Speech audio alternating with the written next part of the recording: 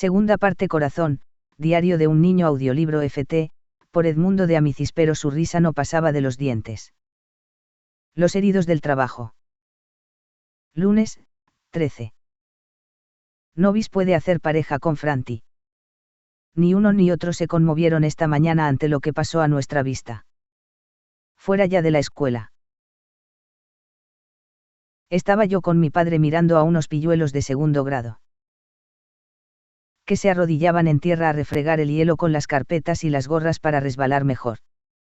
Cuando vemos venir por el medio de la calle multitud de gente con paso precipitado, serios, todos, espantados, hablando en voz baja. En medio venían 3 agentes de policía, y detrás de ellos 2 hombres que llevaban una camilla. De todas partes acudieron los muchachos. Sobre la camilla venía tendido un hombre, blanco como un cadáver y lleno de sangre, que también le salía de la boca y de los oídos. Al lado de la camilla venía una mujer con un niño en brazos.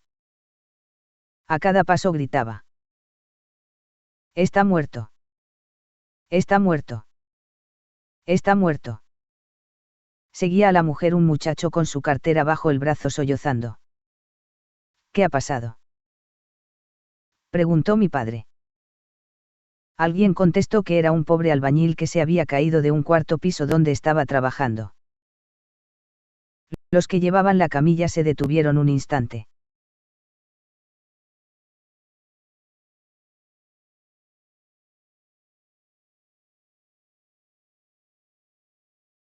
Muchos volvieron la cabeza horrorizados. Vi que la maestrita del penacho rojo sostenía a mi maestra de la clase superior, casi desmayada.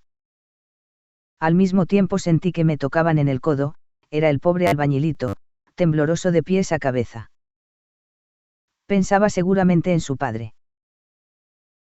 También yo pensé en él. Por mi parte. Tengo al menos el ánimo tranquilo cuando estoy en la escuela. Porque sé que mi padre está en casa. Sentado ante su mesa. Lejos de todo peligro, pero ¿cuántos de mis compañeros pensarán que sus padres trabajan sobre un altísimo puente o cerca de las ruedas de una máquina y que solo un gesto o un paso en falso les puede costar la vida? Son como otros tantos hijos de soldados que tienen a sus padres en la guerra. El albañilito miraba y remiraba, temblando cada vez más, y, al notarlo, mi padre le dijo: «Vete a casa, muchacho, vete a escape a ver a tu padre, a quien encontrarás sano y tranquilo. Anda». El hijo del albañil se marchó, volviendo atrás el rostro a cada paso. Entretanto, la multitud se puso otra vez en movimiento, y partía el corazón oír el clamor de la pobre mujer. «Está muerto. Está muerto. Está muerto». «No, no está muerto», le decían. Ella no hacía caso y se mesaba desesperadamente los cabellos. Oigo en esto una voz indignada que dice: «¿Te ríes?». Era un hombre con barba que miraba cara a cara a Franti, el cual seguía sonriendo. El hombre, entonces, de un cachete le arrojó la gorra al suelo, diciendo: «Descúbrete, malnacido, cuando pase un herido del trabajo». Toda la multitud había pasado ya y se veía en medio de la calle largo reguero de sangre. El preso. Viernes, 17. He aquí, seguramente, la ocurrencia más extraña de todo el año. Ayer a la mañana me llevó mi padre a los alrededores de Moncalieri a ver una quinta que quería alquilar el verano próximo, porque este año nos vamos a Chieri. Se encontró que quien tenía las llaves era un maestro, el cual hace a la vez de administrador de la finca. Nos hizo ver la casa y nos llevó a su habitación, donde bebimos. Entre los vasos, en medio de la mesa, había un tintero de madera, de forma cónica y esculpido de una manera singular. Viendo que mi padre lo miraba atentamente, el maestro dijo: «Ese tintero lo tengo en mucha estima. Si ustedes supieran su historia». Y nos la contó. Hace algunos años, siendo maestro en Turín, durante todo un invierno fue a dar clase a los presos. Explicaba las lecciones en la capilla de la cárcel. Que es un recinto circular, en cuyos paredones, altos y desnudos, se ven muchas ventanitas cuadradas, cerradas por barras de hierro en cruz, que corresponden cada una al interior de una pequeña celda. Daba su lección paseando por la iglesia oscura y fría. Los escolares se asomaban a aquellos agujeros, con los cuadernos apoyados en los hierros, sin enseñar más que las caras, envueltas entre sombras. Caras escuálidas y sombrías, barbas enmarañadas y grises, ojos fijos, de homicidas y ladrones.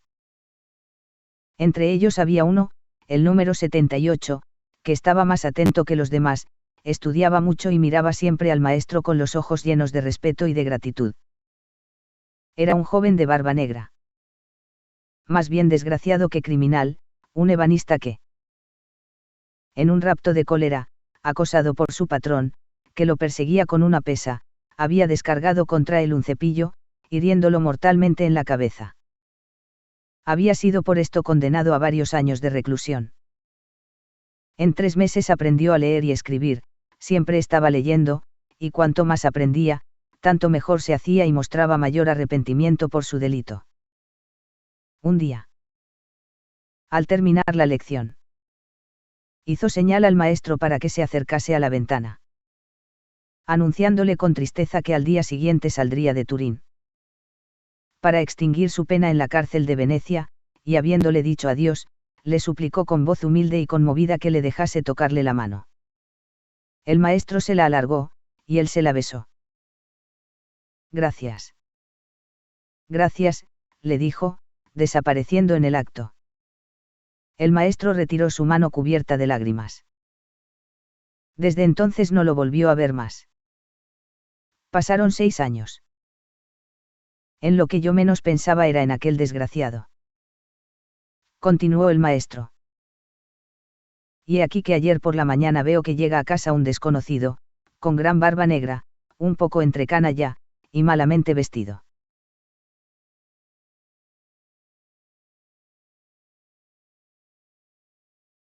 Es usted, señor, me dijo, el maestro fulano de tal, y usted, pregunté yo.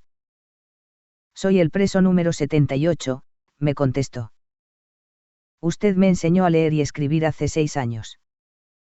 Si recuerda, al terminar la última lección me dio usted la mano.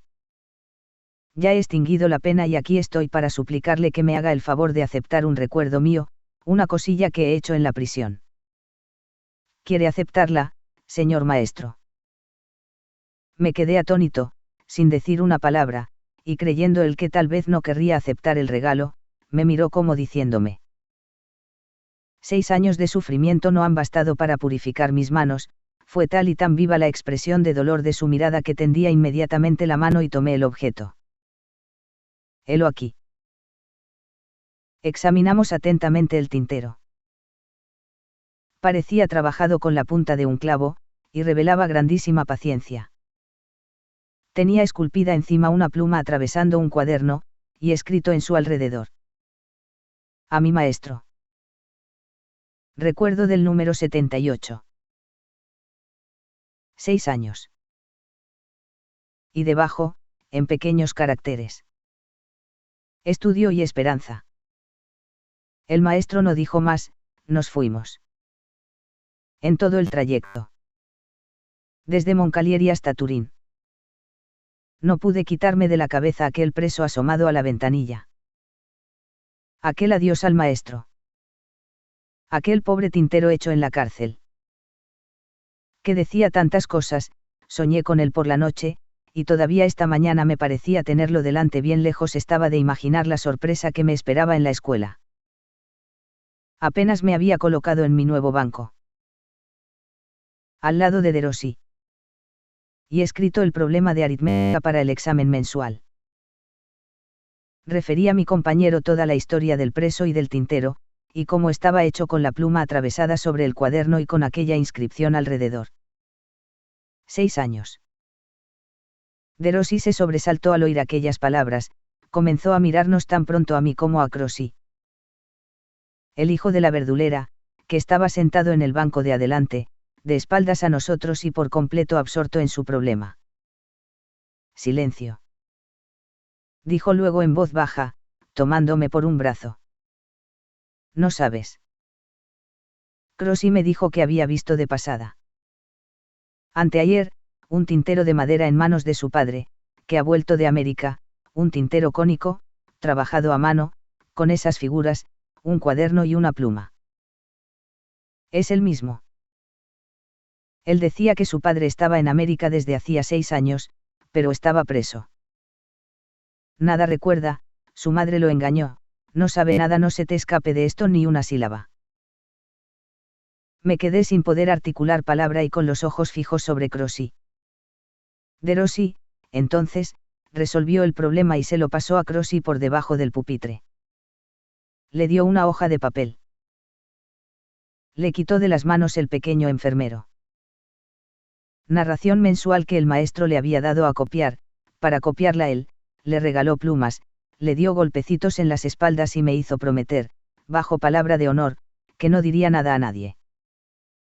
Cuando estuvimos fuera de la clase, me dijo precipitadamente.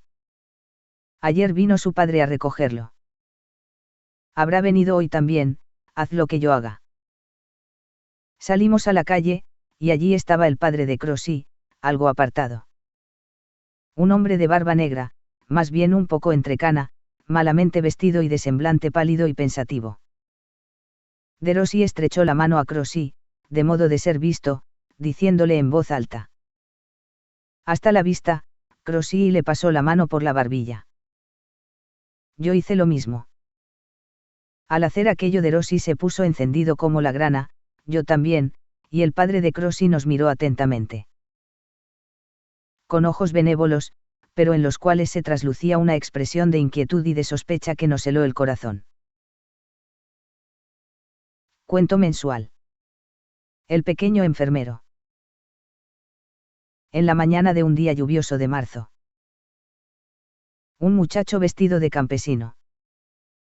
Calado de agua y salpicado de lodo, con un envoltorio de ropa bajo el brazo, se presentaba al portero del Hospital Mayor de Nápoles a preguntar por su padre, con una carta en la mano.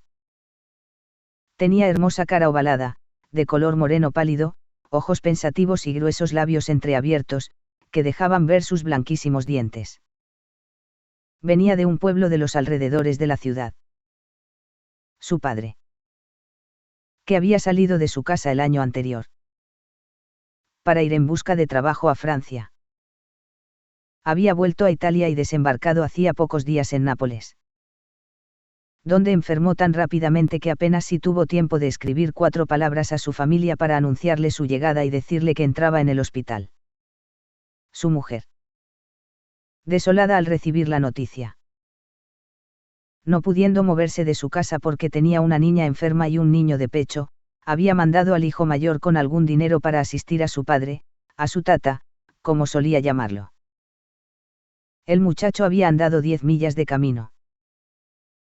El portero, viendo la carta, llamó a un enfermero para que llevase al muchacho a donde estaba su padre. ¿Qué padre?, preguntó el enfermero. El muchacho, temblando por temor de una triste noticia, dijo el nombre. El enfermero no recordaba tal nombre. Un viejo trabajador que ha llegado de afuera. Interrogó. Trabajador, sí, respondió el muchacho, cada vez más ansioso, pero no muy viejo. Sí, que ha venido de afuera. ¿Cuándo entró en el hospital?, inquirió el enfermero. El muchacho miró la carta. Hace 5 días, parece. El enfermero se quedó pensando un momento, luego, como recordando, dijo de pronto. Ah. La sala 4, la cama que está al fondo. Está muy malo. ¿Cómo está?, preguntó ansiosamente el niño. El enfermero lo miró sin responder. Luego dijo. Ven conmigo. Subieron los tramos de la escalera, dirigiéndose al fondo del ancho corredor, hasta encontrarse frente a la puerta abierta de un salón con 2 largas filas de camas. Ven, repitió el enfermero, entrando. El muchacho se armó de valor y lo siguió, echando ojeadas medrosas. A derecha e izquierda. Sobre las macilentas caras de los enfermos, algunos de los cuales, con los párpados cerrados, parecían muertos, otros miraban al espacio con ojos grandes y fijos, como espantados. Muchos gemían como niños.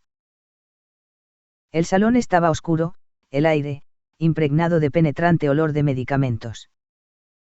Dos hermanas de la caridad iban de uno a otro lado con frascos en la mano. Habiendo llegado al fondo de la sala, el enfermero se detuvo a la cabecera de una cama, abrió las cortinillas y dijo: Ahí tienes a tu padre. El muchacho estalló en llanto. Dejando caer la ropa que traía bajo el brazo, abandonó la cabeza sobre el hombro del enfermo, asiéndolo del brazo que tenía extendido sobre la colcha. El enfermo no hizo movimiento alguno. El muchacho se irguió, miró otra vez a su padre y rompió a llorar de nuevo. El enfermo le dirigió una larga mirada y pareció reconocerlo. Pero sus labios no se movieron.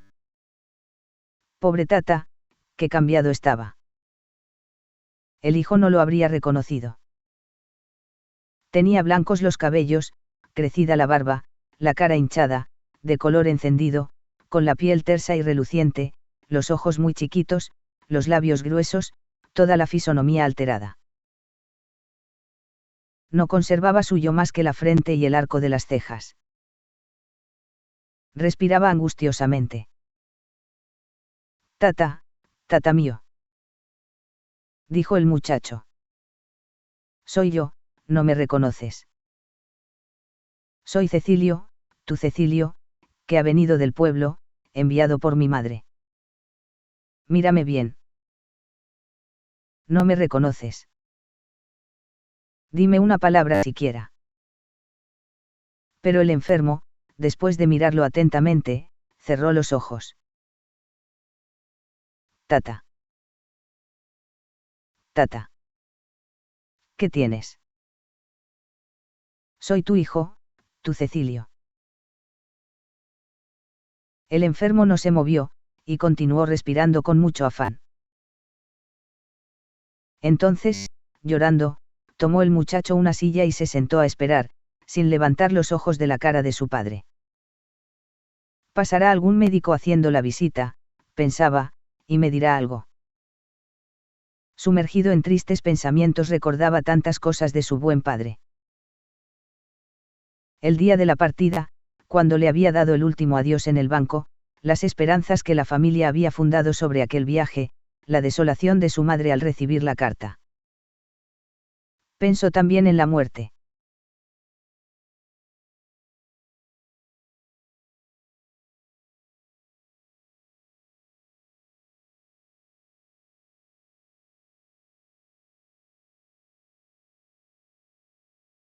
Veía a su padre muerto, a su madre vestida de negro, a la familia toda en la miseria. Así pasó mucho tiempo. Una mano ligera le tocó en el hombro. Él se estremeció. Era una monja.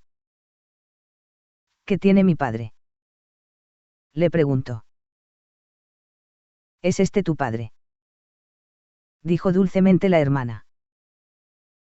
Sí, es mi padre, acabo de llegar. ¿Qué tiene? Ánimo muchacho, respondió la monja. Ahora vendrá el médico. Y se alejó sin decir más. Al cabo de media hora se oyó sonar una campanilla y vio que por el fondo de la sala entraba el médico acompañado de un practicante, la monja y un enfermero lo seguían. Comenzó la visita, deteniéndose en todas las camas. Tanta espera le parecía eterna al pobre niño, y a cada paso que daba el médico crecía su ansiedad. Llegó, finalmente, al lecho inmediato. El médico era un viejo alto y encorvado, de fisonomía grave. Antes ya de que el médico se apartase de la cama vecina, el muchacho se puso de pie, y cuando se le acercó rompió a llorar. El médico lo miró. Es hijo del enfermo, dijo la hermana de la Caridad, y ha llegado esta mañana del pueblo. El médico posó una mano sobre el hombro del muchacho. Después se inclinó sobre el enfermo, le tomó el pulso, le tocó la frente e hizo alguna pregunta a la hermana, la cual respondió. Nada nuevo. Quedó pensativo, y luego dijo. Continuad con lo mismo.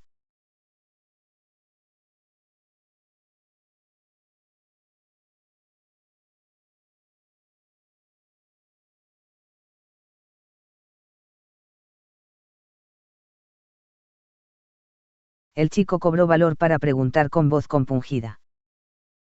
¿Qué tiene mi padre? Ten valor, muchacho, respondió el médico, poniéndole suavemente la mano en el hombro. Tiene una erisipela facial. Es grave, pero todavía hay esperanza. Asístelo. Tu presencia le puede hacer bien. Pero si no me reconoce, exclamó el niño, lleno de desolación. Te reconocerá mañana quizás. Debemos esperarlo así, ten ánimo. El muchacho habría querido preguntar más cosas, pero no se atrevió. El médico siguió adelante, y el niño comenzó la vida de enfermero. No pudiendo hacer otra cosa.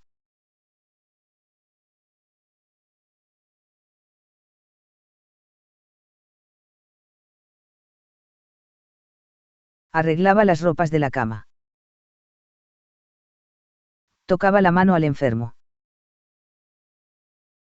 Le espantaba los mosquitos, se inclinaba hacia él siempre que lo oía gemir, y cuando la hermana le traía de beber, tomaba de su mano el vaso y la cucharilla para asistir él mismo a su padre.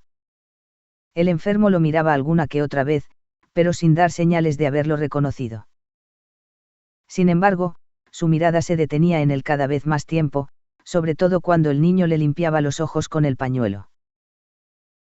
Así pasó el primer día. Aquella noche el muchacho durmió sobre 2 sillas, en un ángulo de la sala, y por la mañana empezó su piadoso trabajo. Al segundo día se notó que los ojos del enfermo revelaban un principio de conciencia. Por momentos, la cariñosa voz del niño parecía hacer brillar una vaga expresión de gratitud en sus pupilas, y en cierta ocasión movió un poco los labios, como si quisiera decir algo.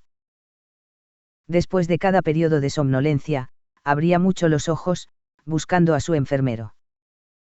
El médico, en una segunda visita, le notó alguna mejoría. Hacia la tarde, al acercarle el vaso a la boca, el niño creyó ver deslizarse una leve sonrisa por sus hinchados labios. Comenzó con esto a reanimarse y a tener alguna esperanza, así que, creyendo que le podía entender, por lo menos confusamente, le hablaba de su madre, de las hermanas pequeñas, de la vuelta a su casa, y lo exhortaba a tener valor, con palabras llenas de cariño. Aun cuando a menudo dudase de ser comprendido, seguía hablando, sin embargo, porque creía que el enfermo escuchaba con placer su voz y la entonación desusada de afecto y de tristeza de sus palabras. De esta manera pasaron el segundo día y el tercero y el cuarto, en alternativas continuas de ligeras mejorías y de retrocesos imprevistos. El muchacho, totalmente absorto en el cuidado de su padre.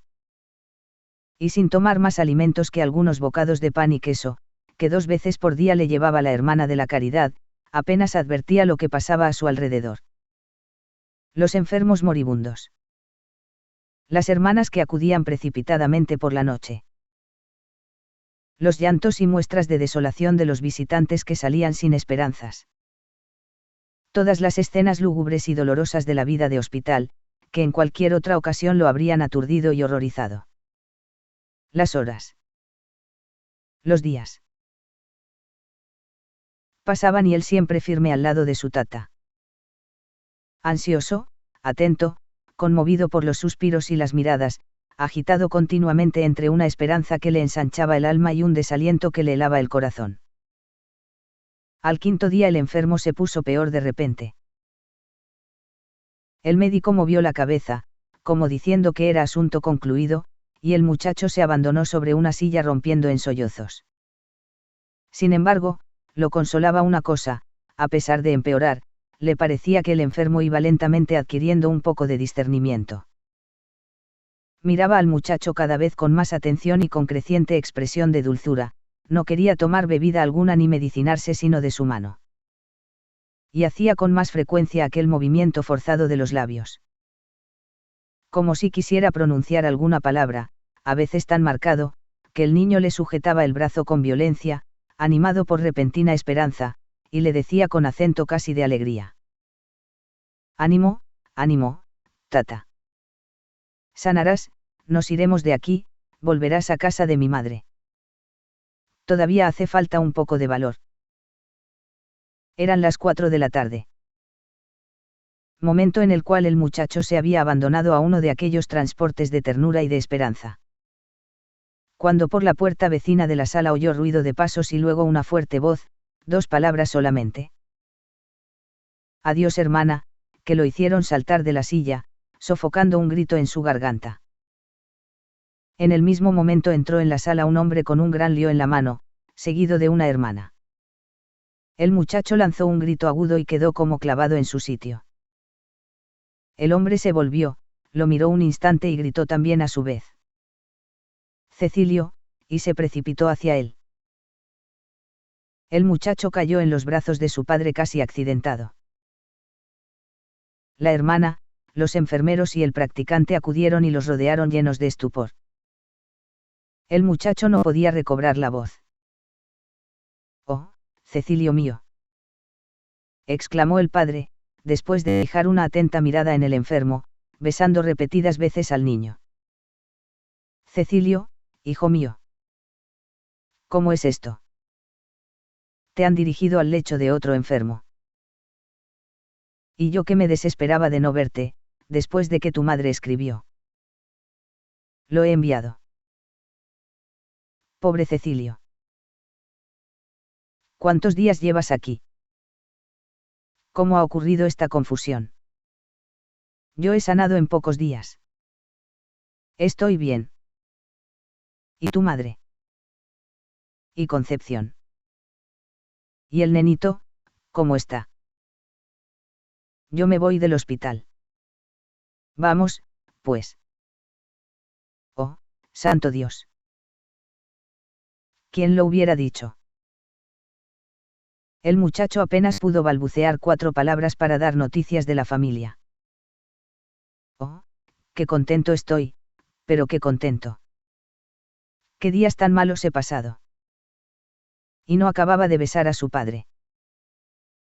Pero no se movía. «Vamos, pues», le dice el padre, «que podremos llegar todavía esta tarde a casa. Vamos». Y lo atrajo hacia sí. El muchacho se volvió a mirar a su enfermo. «Pero, ¿vienes o no vienes?», le preguntó su padre, sorprendido. El muchacho, vuelta a mirar al enfermo, el cual en aquel momento abrió los ojos y lo miró fijamente. Entonces brotó de su alma un torrente de palabras. «No, tata, espera, yo no puedo. Mira a ese hombre. Hace 5 días que estoy aquí. Me está mirando siempre.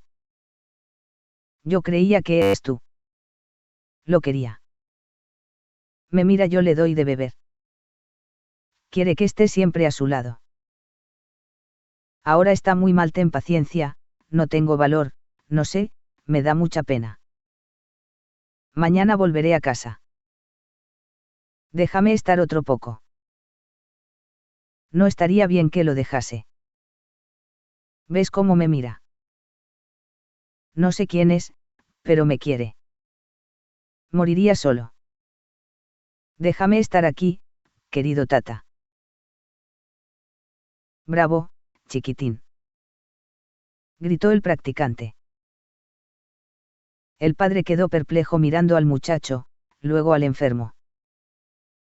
«¿Quién es?», preguntó. «Un campesino, como usted», respondió el practicante, «que ha venido de afuera y entró en el hospital el mismo día que usted. Cuando lo trajeron venía sin sentido y no pudo decir nada. Quizá tenga lejos a su familia, quizá tenga hijos. Creerá que este es uno de ellos. El enfermo no quitaba la vista del muchacho. El padre dijo a Cecilio: Quédate. No tendrá que quedarse por mucho tiempo, murmuró el practicante. Quédate. Repitió el padre. Tú tienes corazón. Yo me marcho inmediatamente a casa para tranquilizar a tu madre. Aquí tienes algún dinero para lo que necesites. Adiós, excelente hijo mío. Hasta la vista. Lo abrazó, lo miró fijamente, lo besó repetidas veces en la frente y se fue. El niño volvió al lado del enfermo, que pareció consolado. Y Cecilio recomenzó su oficio de enfermero. Sin llorar más, pero con el mismo interés y con igual paciencia que antes le dio de beber, le arregló las ropas, le acarició la mano y le habló dulcemente para darle ánimo. Todo aquel día estuvo a su lado, y toda la noche y aún el siguiente día.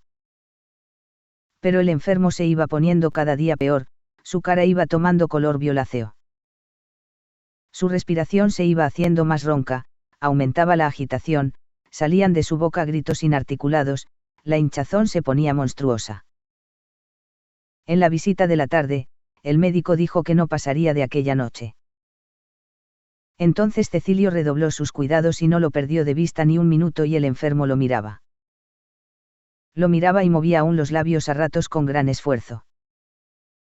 Como si quisiera decir alguna cosa, y una expresión de extraordinaria dulzura se pintaba de cuando en cuando en sus ojos cada vez más pequeños y más turbios.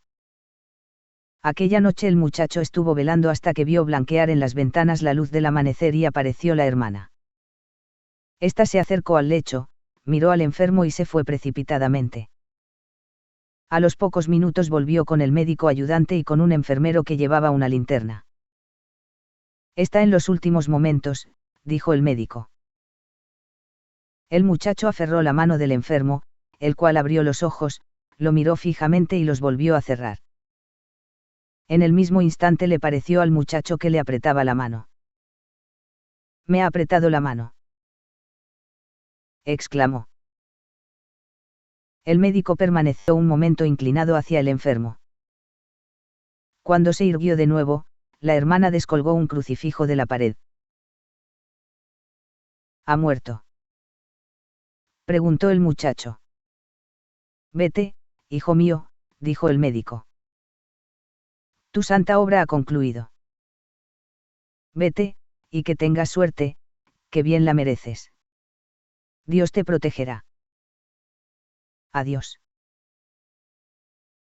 La hermana, que se había alejado un momento, volvió con un ramito de violetas que tomó de un vaso que estaba sobre una ventana y se lo ofreció al niño, diciéndole: «Nada más tengo que darte.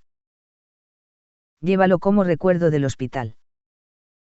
«Gracias», respondió el muchacho, tomando el ramito con una mano y limpiándose los ojos con la otra, «pero tengo que hacer tanto camino a pie que lo voy a estropear».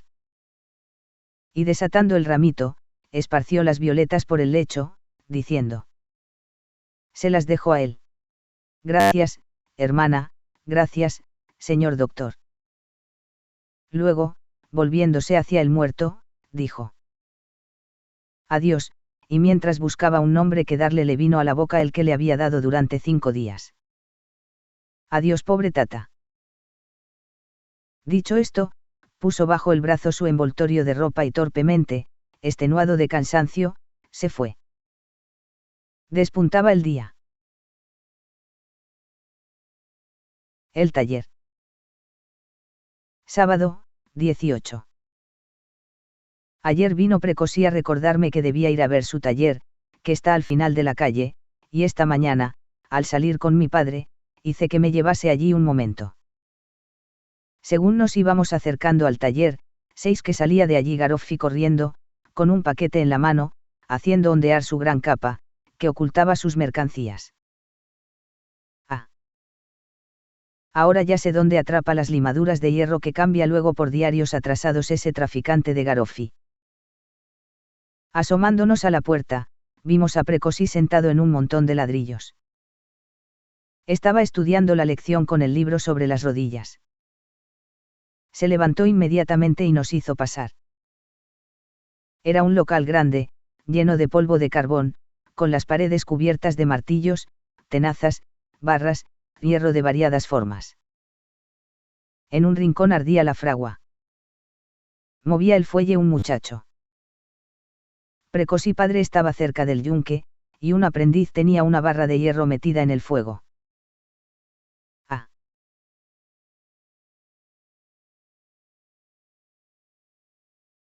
Aquí tenemos, dijo el herrero apenas nos vio, quitándose la gorra, al guapo muchacho que regala ferrocarriles. Ha venido a vernos trabajar un rato, ¿no es verdad? Al momento será usted servido. Y diciendo así, sonreía. No tenía ya aquella cara torva, aquellos ojos atravesados de otras veces. El aprendiz le presentó una larga barra de hierro enrojecida en la punta, y el herrero la apoyó sobre el yunque. Iba a hacer una de las barras con voluta que se usan en los antepechos de los balcones. Levantó un gran martillo y comenzó a golpear, apoyando la parte enrojecida tan pronto sobre un lado como sobre el otro, trayéndola a la orilla del yunque, o llevándola hacia el medio, dándole vueltas de continuo, y causaba maravilla ver cómo, bajo los golpes veloces, precisos, del martillo, el hierro se encorvaba, se retorcía y tomaba poco a poco la forma graciosa de la hoja rizada de una flor, como si hubiera sido pasta modelada con las manos. El hijo entretanto nos miraba con cierto aire orgulloso como diciendo: mirad cómo trabaja mi padre. ¿Ha visto cómo se hace, señorito?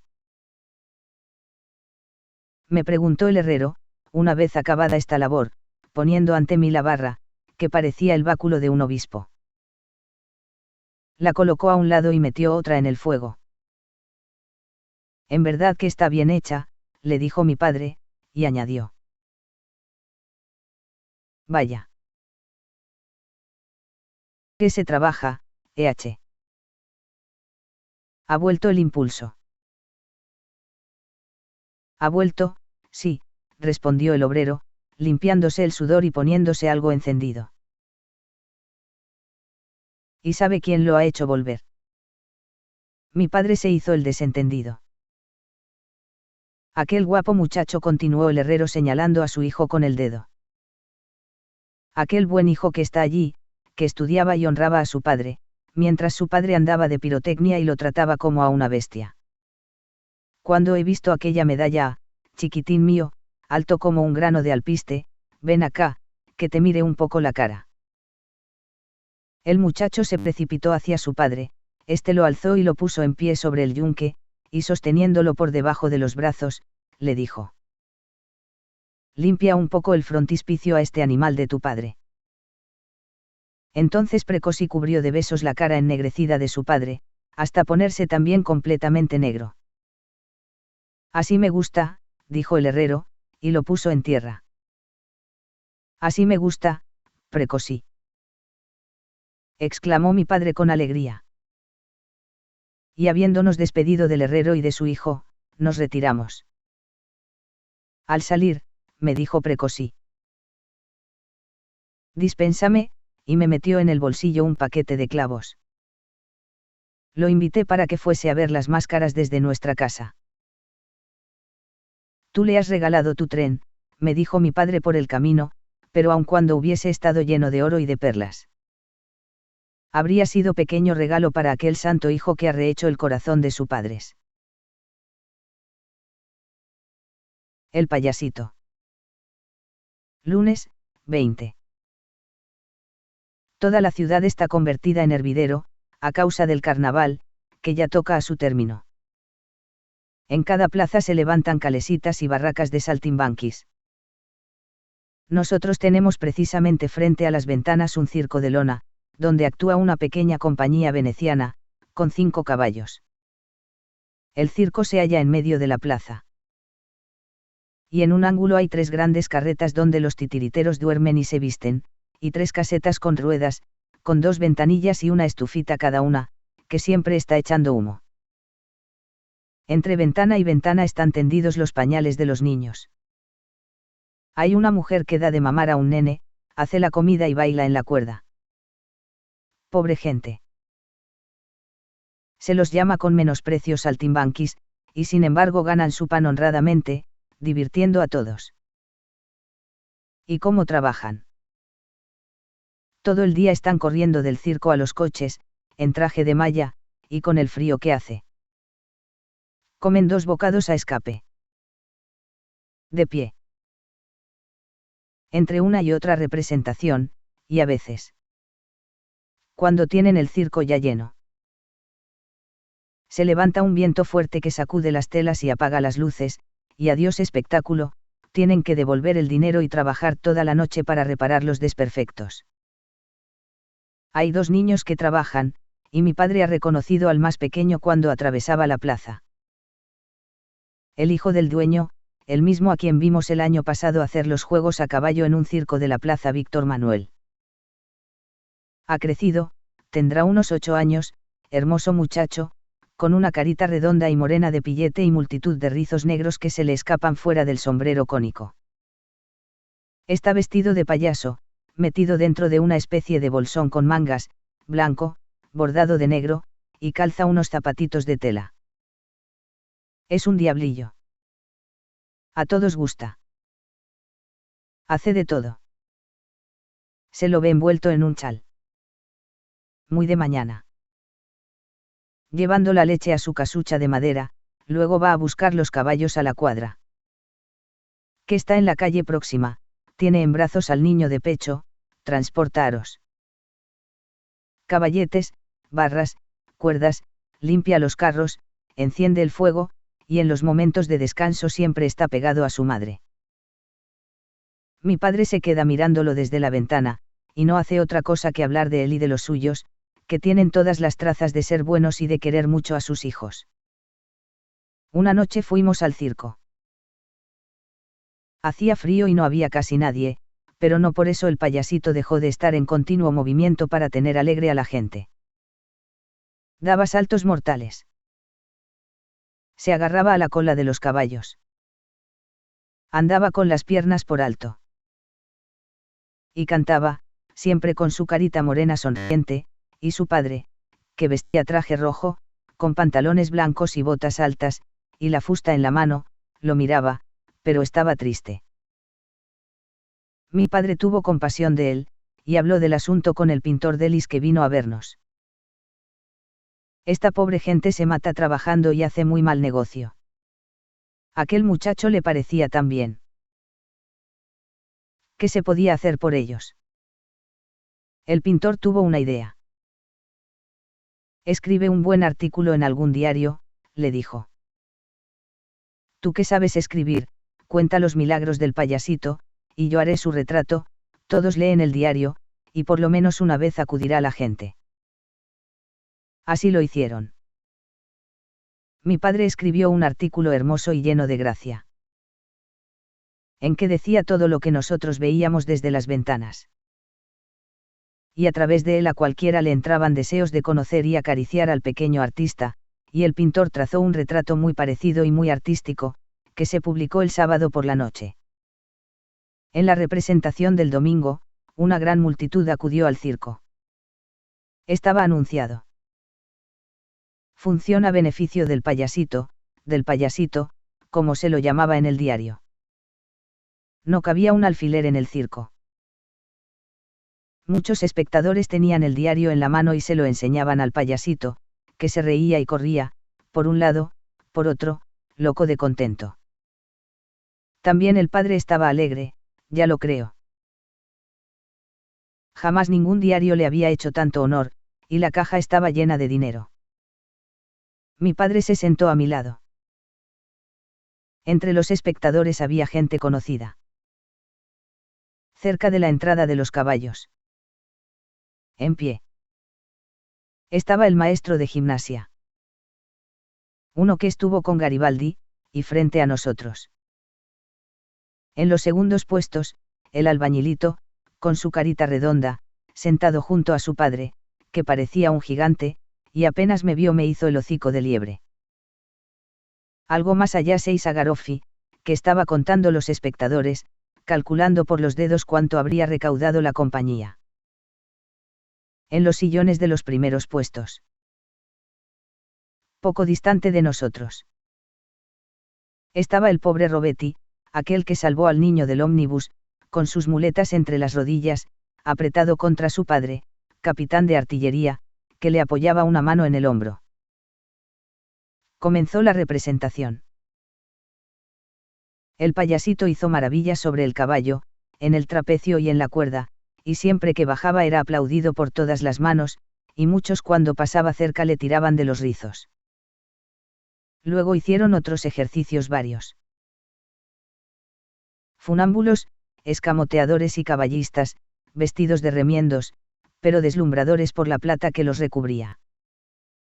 Pero cuando el muchacho no trabajaba, la gente parecía aburrirse. En estos 6 que el maestro de gimnasia. ¿Qué?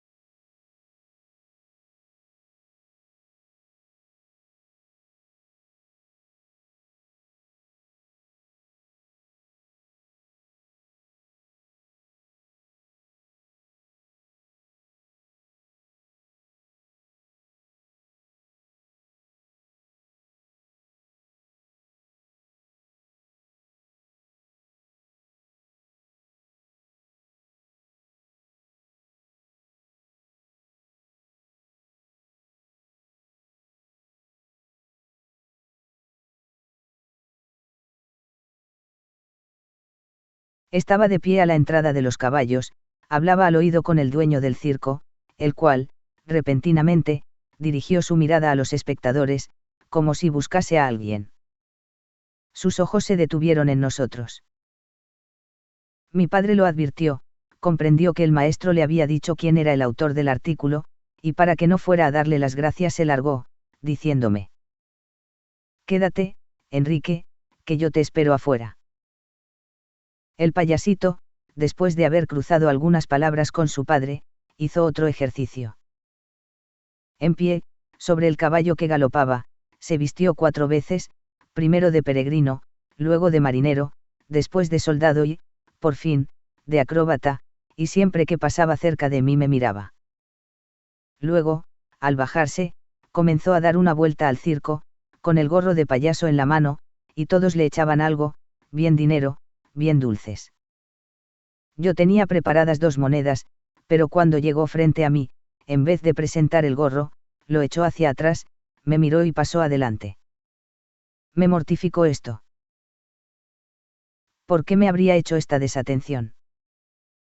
La representación terminó, el dueño dio las gracias al público, y toda la gente se levantó, aglomerándose hacia la salida.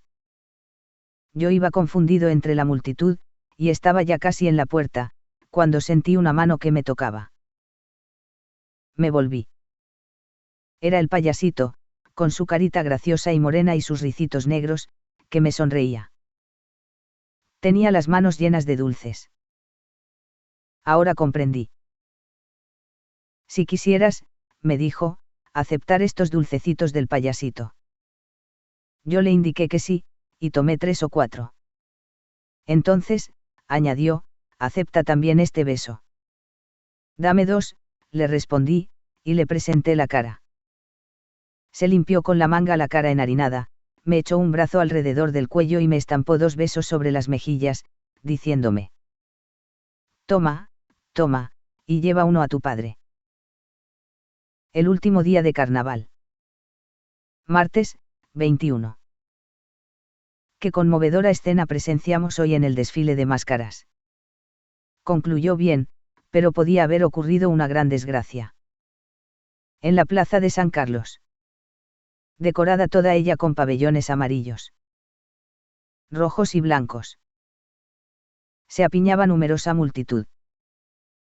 Pasaban máscaras de todos los colores, carros dorados llenos de banderas imitando colgaduras, teatros, barcos, y rebosando arlequines y guerreros, cocineros, marineros, pastorcillas. Era una confusión tan grande que no se sabía a dónde mirar.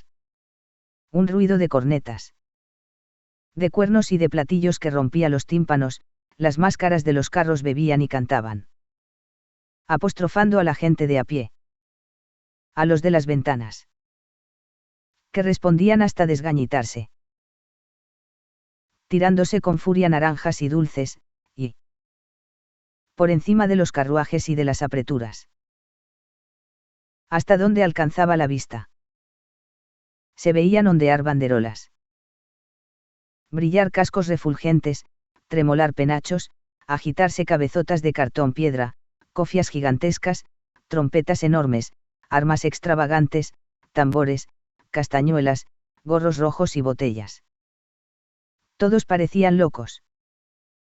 Cuando nuestro coche entró en la plaza, nos precedía un carro magnífico, tirado por 4 caballos con gualdrapas bordadas de oro, lleno de guirnaldas de rosas artificiales, en el cual iban 14 o 15 señores disfrazados de caballeros de la corte de Francia, resplandecientes con sus trajes de seda, espadín, pelucón blanco, sombrero de pluma bajo el brazo, y el pecho cubierto de lazos y encajes hermosísimos. Todos a la vez iban cantando una cancioncilla francesa y arrojaban dulces a la gente y la gente aplaudía y gritaba. De repente vimos que un hombre que estaba a nuestra izquierda levantaba sobre las cabezas de la multitud, una niña de 5 o 6 años, una pobrecilla que lloraba, desesperadamente, agitando los brazos como si estuviera acometida de convulsivo ataque. El hombre se hizo sitio hacia el carro de los señores. Uno de estos se inclinó, y el hombre le gritó: «Tome esta niña, ha perdido a su madre entre la muchedumbre. Téngala en brazos. La madre no debe de estar lejos, y la verá. No hay otro remedio». El señor tomó la niña en brazos, todos los demás dejaron de cantar, la niña chillaba y manoteaba, el señor se quitó la careta, y el carro continuó andando despacio.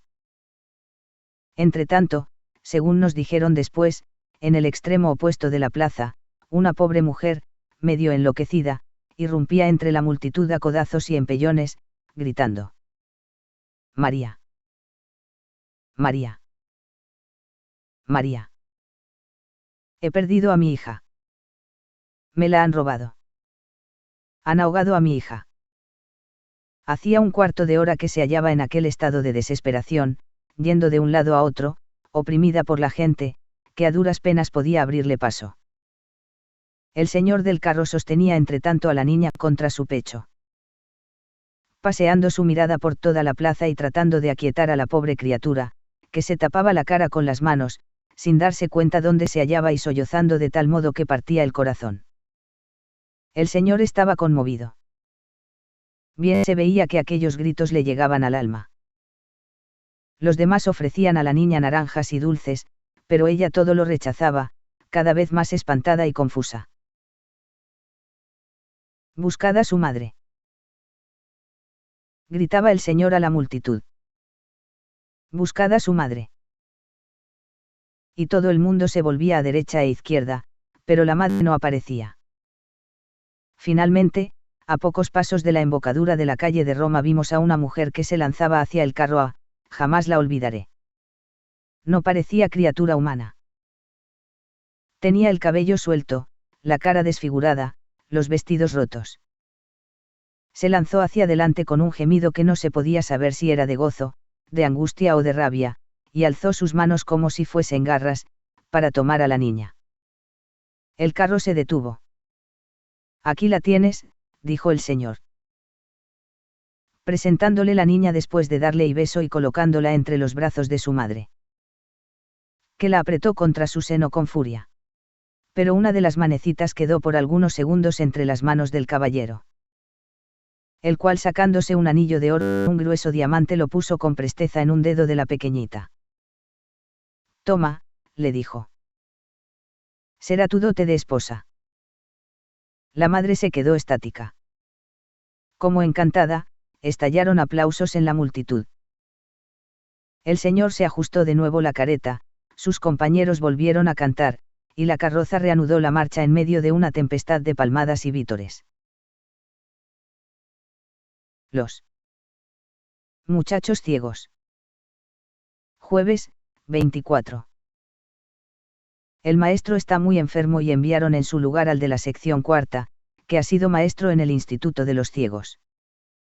Es el más viejo de todos, tan canoso que parece que lleva en la cabeza peluca de algodón, y habla como si entonase una salmodia melancólica, pero es muy bueno y sabe mucho.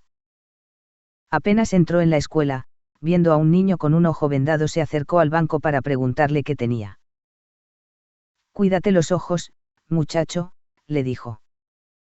Y entonces Derossi le preguntó. ¿Es verdad, señor maestro, que ha sido usted maestro de los ciegos? Sí, durante varios años, respondió. Y Derossi le dijo a media voz. ¿No nos diría usted algo sobre ellos?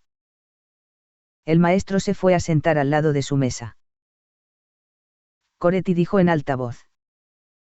El Instituto de Ciegos está en la calle de Niza. Vosotros decís ciegos, comenzó el maestro, así como diríais enfermos, pobres, o qué sé yo, pero entendéis bien lo que esta palabra quiere decir. Pensad por un momento. Ciego. No ver absolutamente nada, nunca. No distinguir el día de la noche, no ver el cielo ni el sol. Ni a sus propios padres, nada de lo que se tiene alrededor o se toca, estar sumergidos en perpetua oscuridad y como sepultados en las entrañas de la tierra. Probad un momento a cerrar los ojos. Y pensad que hubieseis de permanecer para siempre así, inmediatamente os asalta la angustia. El terror, os parece que sería imposible resistirlo, que os pondríais a gritar, que os volveríais locos o moriríais. Y, sin embargo, pobres niños. Cuando se entra por primera vez en el Instituto de Ciegos. Durante el recreo. Al oírles tocar violines y flautas por todas partes.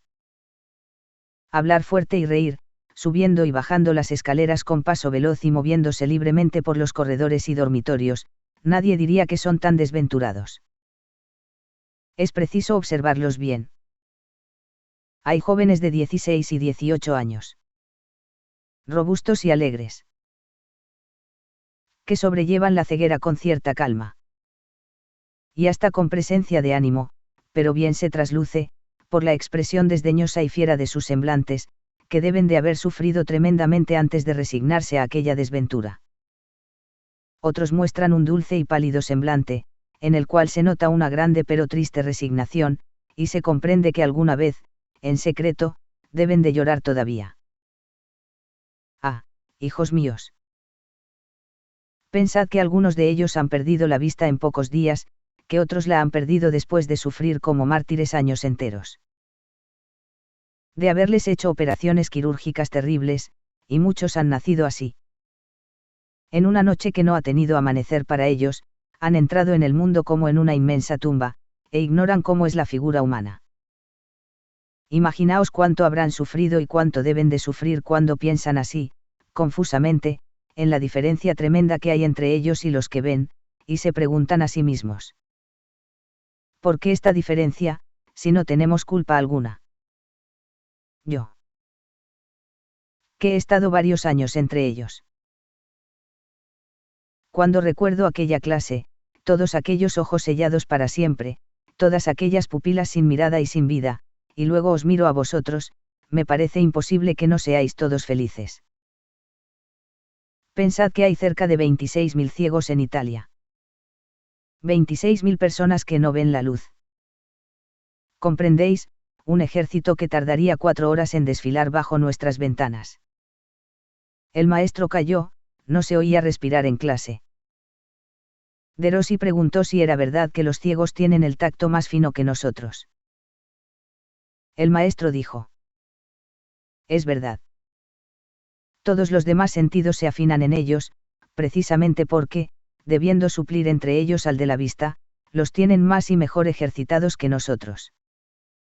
Por la mañana, en los dormitorios, el uno pregunta al otro: hay sol, y el que es más listo para vestirse va corriendo al patio para agitar las manos en el aire y sentir, si lo hay, el calor del sol, y vuelve a dar la buena noticia. Hay sol. Por la voz de una persona se forman idea de la estatura. Nosotros juzgamos del alma de las personas por los ojos, ellos, por la voz. Recuerdan las entonaciones y los acentos a través de los años. Perciben si en una habitación hay varias personas, aunque sea una sola la que habla y las otras permanezcan inmóviles. Por tacto saben si una cuchara está o no bien limpia. Las niñas distinguen la lana teñida de la que tiene su color natural. Al pasar de dos en dos por las calles, reconocen casi todas las tiendas por el olor, aun aquellas en las cuales nosotros no alcanzamos a percibir olor alguno. Juegan al trompo, y al oír el levísimo zumbido que produce al girarse van derechos hacia él, sin equivocarse. Corren con los aros. Tiran a los bolos. Saltan a la comba, fabrican casitas con pedruscos, recolectan las violetas como si realmente las viesen, hacen esteras y canastillos, tejiendo paja de varios colores, con ligereza y bien. Hasta tal punto tienen ejercitado el tacto. El tacto es para ellos la vista, y uno de sus mayores placeres es tocar, oprimir, hasta adivinar la forma de las cosas palpándolas. Resulta muy conmovedor. Cuando van al Museo Industrial, donde les dejan tocar lo que quieran. Ver con cuánto gusto se apoderan de los cuerpos geométricos y ponen sus manos sobre los modelitos de casas. Sobre los instrumentos, con qué alegría palpan y revuelven entre las manos todas las cosas para ver cómo están hechas. Ellos dicen ver. Garoffi interrumpió al maestro para preguntarle si era cierto que los niños ciegos aprenden a hacer cuentas mejor que los otros. El maestro respondió: es verdad. Aprenden a hacer cuentas y a leer. Tienen libros a propósito, con caracteres en relieve, pasan por encima los dedos, reconocen las letras y dicen las palabras, leen de corrido. Y es preciso ver, pobrecillos, cómo se ponen colorados cuando se equivocan. También escriben sin tinta. Escriben sobre un papel grueso y duro con un punzón de metal que hace puntitos hundidos y agrupados. Según un alfabeto especial, de modo que, volviendo la hoja y pasando los dedos sobre aquellos relieves, pueden leer lo que han escrito y la escritura de los demás. Es así como hacen composiciones y se escriben cartas entre ellos. La escritura de los números y de los cálculos la hacen del mismo modo. Calculan mentalmente con increíble facilidad, porque no los distrae la vista de las cosas exteriores como a nosotros. Si vierais cuánto los apasiona oír leer en voz alta. ¿Qué atención prestan? ¿Cómo lo recuerdan todo? ¿Cómo discuten entre ellos? Aun los más pequeños. De cosas de historia y de lenguas. Sentados 4 o 5 en un banco, sin volverse el uno hacia el otro, y conversando el primero con el tercero, el segundo con el cuarto, por la rapidez y agudeza que tiene su oído. Dan más importancia que vosotros a los exámenes, y toman más afecto a sus maestros. Reconocen a su maestro en el andar y por el olfato, perciben si está de buen humor o de malo, si está o no bien de salud, y todo esto solo por el sonido de una palabra. Quieren que el maestro los toque cuando los anima y los alaba, y le palpan las manos y los brazos para expresarle su gratitud. También se profesan unos a otros mucho cariño y son buenos compañeros. En las horas de recreo casi siempre están juntos los mismos. En la sección de muchachas, por ejemplo, se forman tantos grupos cuantos son los instrumentos que saben tocar. Así, hay grupos de violinistas, pianistas, flautistas, que jamás se separan. Puesto su cariño en una persona, es difícil que se desprendan de ella. Su gran consuelo es la amistad, se juzgan unos a otros con rectitud, tienen concepto claro y profundo del bien y del mal. No hay nadie que se exalte tanto como ellos en presencia de una acción generosa o de un hecho grande. Bottini preguntó si tocaban bien. Sienten ardiente amor por la música, respondió el maestro. Su alegría y su vida están en la música. Hay niños ciegos que apenas entran en el colegio son capaces de estar 3 horas inmóviles, a pie quieto, oyendo tocar. Aprenden pronto y tocan con pasión. Cuando el maestro le dice a uno que no tiene disposiciones para la música sufre un gran tormento, pero se pone a estudiar como un desesperado. Ah. Si oyerais la música allí dentro. Si los vierais cuando tocan con la frente alta. Con la sonrisa en los labios. El semblante encendido. Trémulos de emoción, extasiados, oyendo aquellas armonías que resplandecen en la oscuridad infinita que los rodea, comprenderíais perfectamente que para ellos es consuelo divino la música. El júbilo y la felicidad rebosan cuando les dice el maestro. Tú llegarás a ser un artista. El que sobresale en la música y llega a tocar bien el piano o el violín, es un rey. Lo aman, lo veneran. Si se origina una disputa, los contendientes van a sometérsela, y si 2 amigos riñen, él también es quien los reconcilia. Los más pequeñitos, a quienes él enseña a tocar, lo consideran como a su padre. Antes de ir a acostarse, todos van a darle las buenas noches. Hablan sin cesar de música. A lo mejor, estando ya acostados, casi todos cansados del estudio y del trabajo y medio dormidos, todavía se les oye charlar en voz baja de óperas, de maestros, de instrumentos, de orquestas.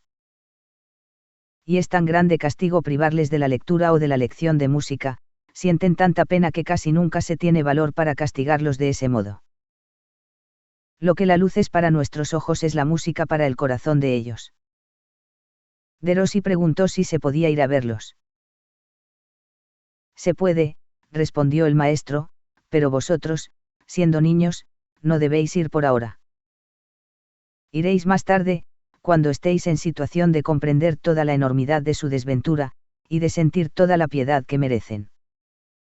Es un espectáculo triste, hijos míos.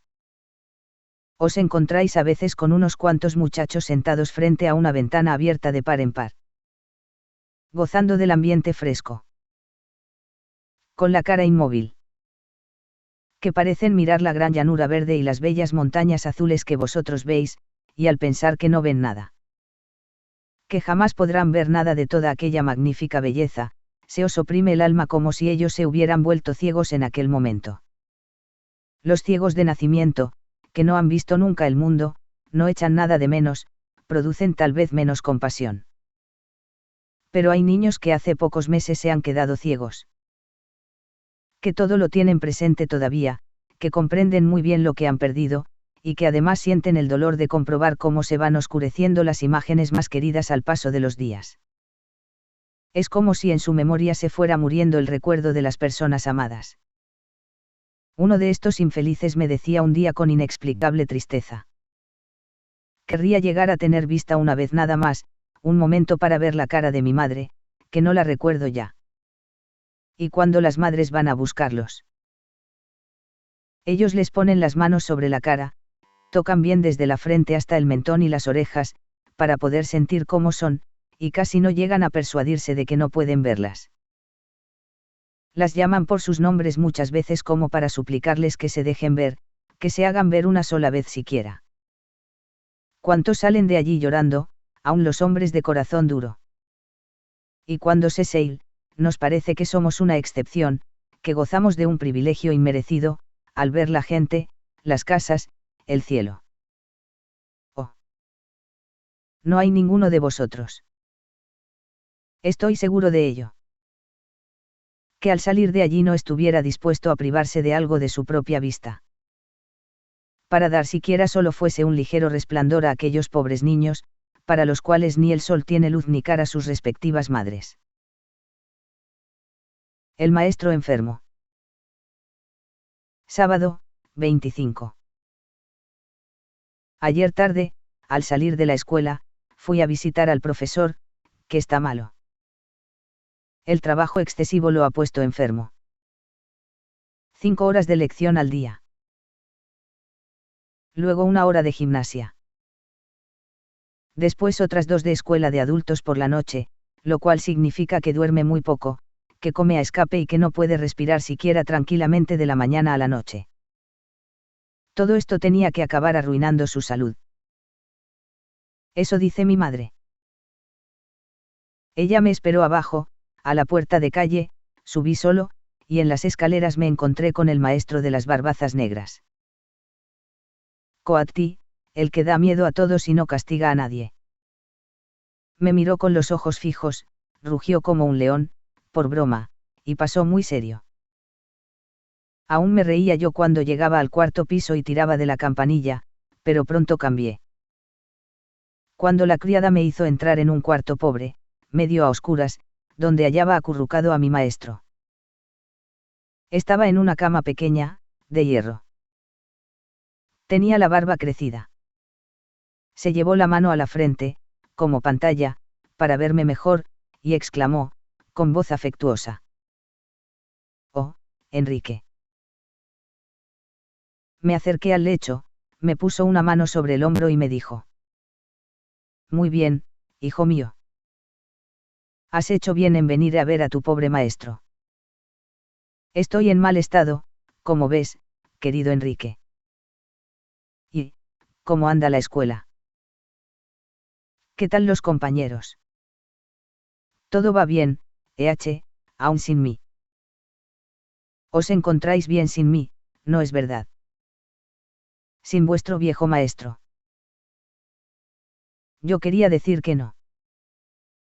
Él me interrumpió. Vamos, ya lo sé que no me queréis mal». Y dio un suspiro. Yo miraba unas fotografías clavadas en las paredes. «¿Ves?», me dijo. «Todos estos son muchachos que me han dado sus retratos desde hace más de 20 años.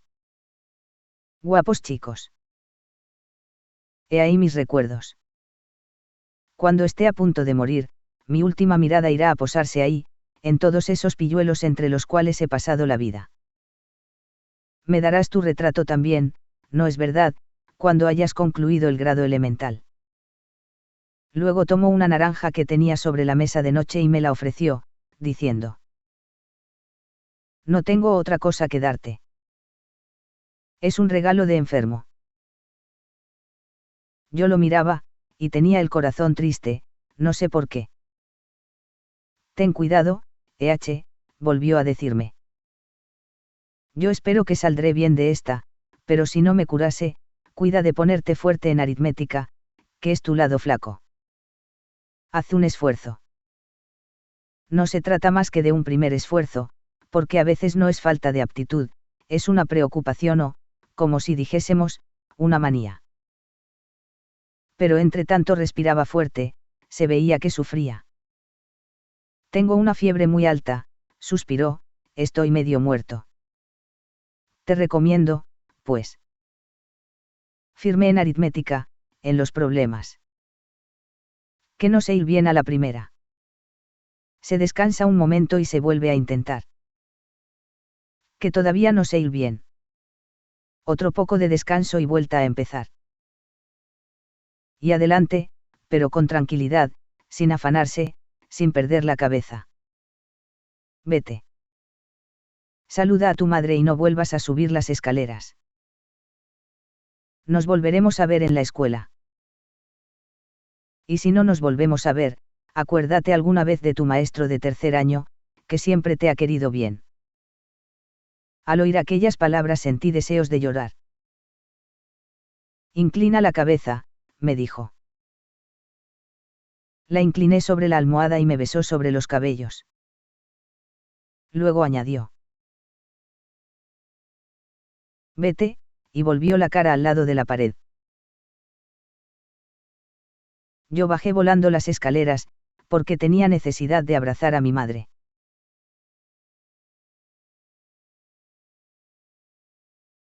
La calle. Sábado, 25. Te observaba desde la ventana esta tarde. Al volver de casa del maestro tropezaste con una pobre mujer.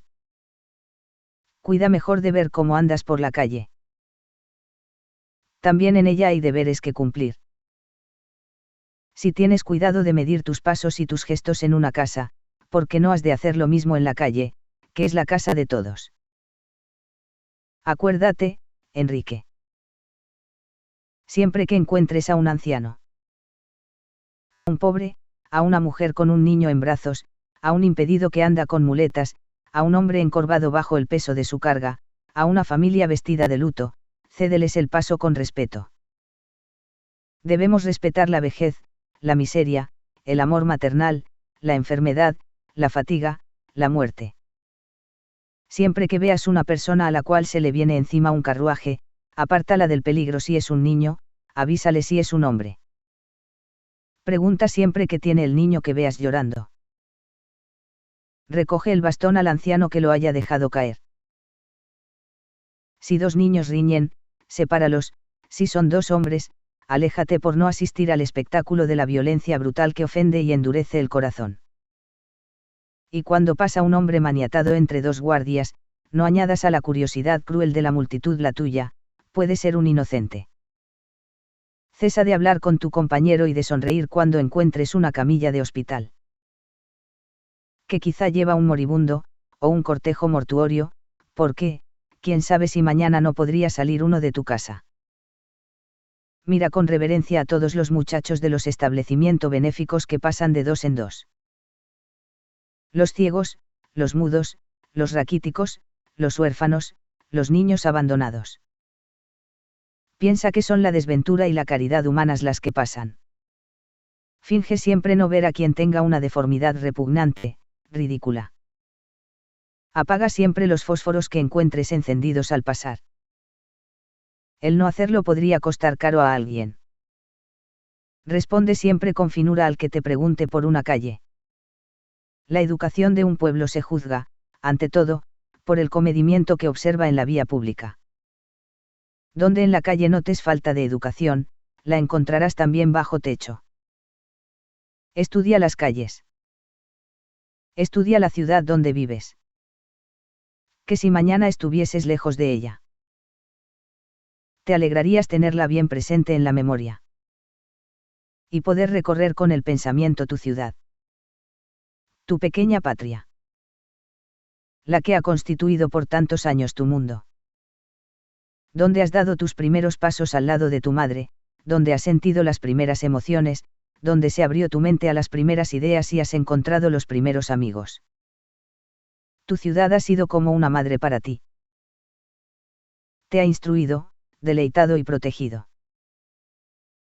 Estúdiala en sus calles y en su gente, ámala y cuando oigas que la injurian, defiéndela. Tu padre. Marzo.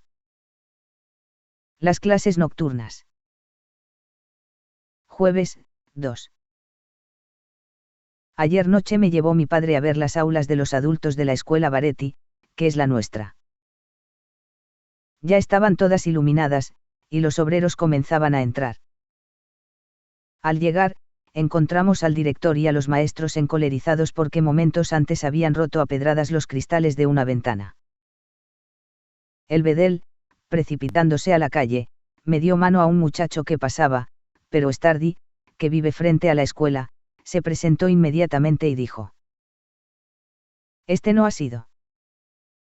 Lo he visto con mis propios ojos. Franti ha sido, y me ha dicho.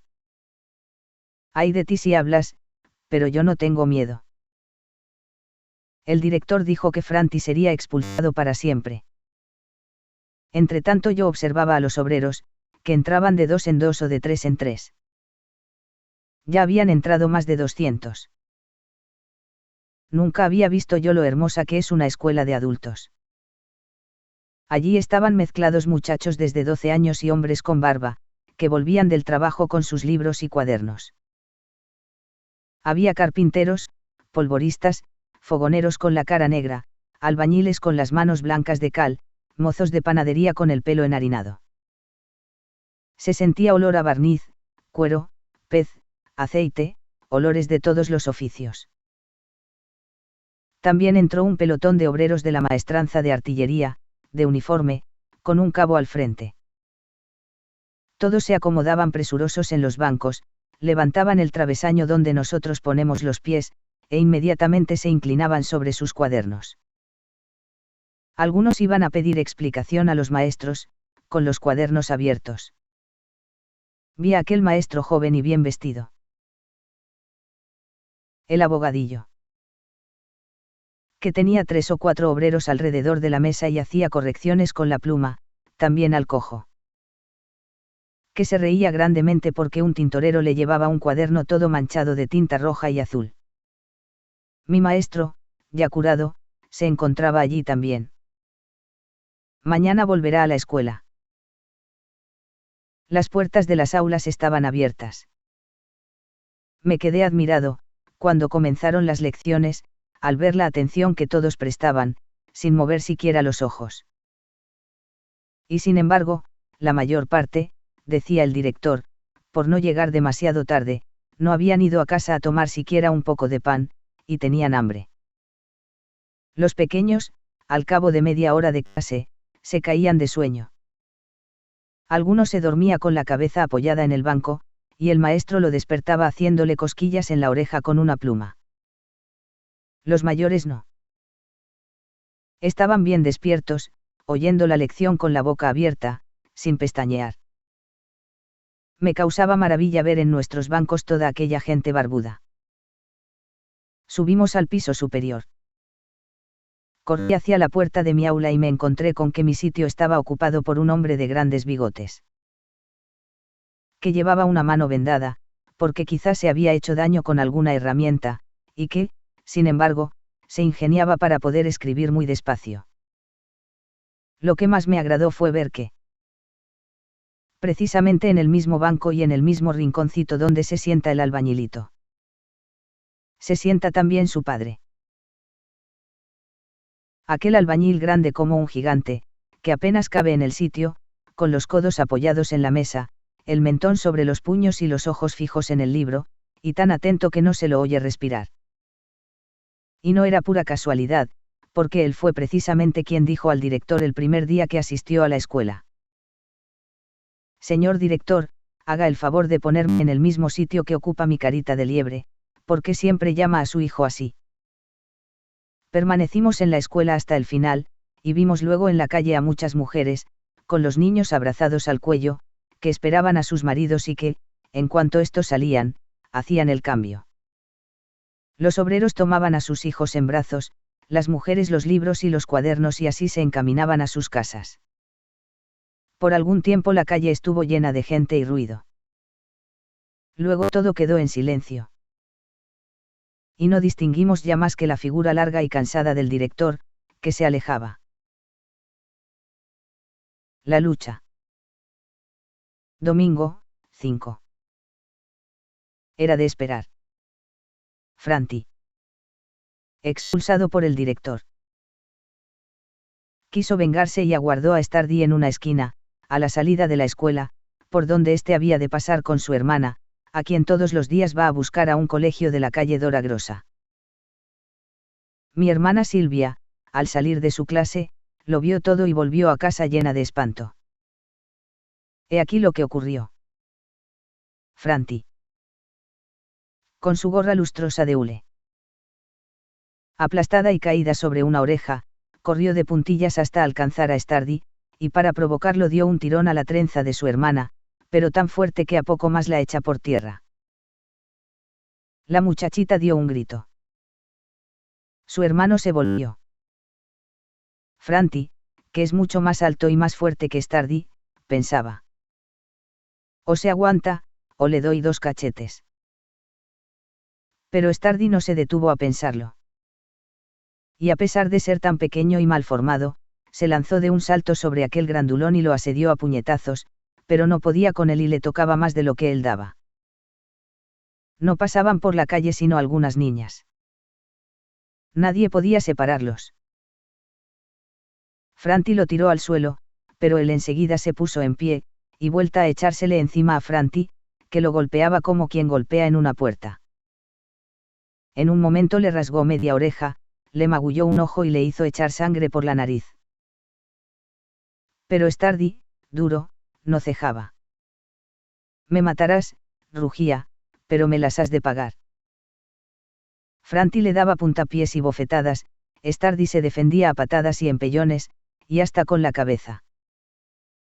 Una mujer gritaba desde la ventana. Bravo por el pequeño. Otras decían. Es un muchacho que defiende a su hermana. Valor. Dale a puño cerrado. Y a Franti le gritaban. ¿Por qué eres mayor, cobarde? Pero Franti también se había enfurecido, y le echó la zancadilla. Stardi cayó, y el otro encima. Ríndete. No. Ríndete. No. Y de un empujón se deslizó de entre sus manos y se puso en pie, aferró a Franti por la cintura, y con un esfuerzo furioso lo tiró impetuosamente sobre el empedrado, echándole la rodilla al pecho.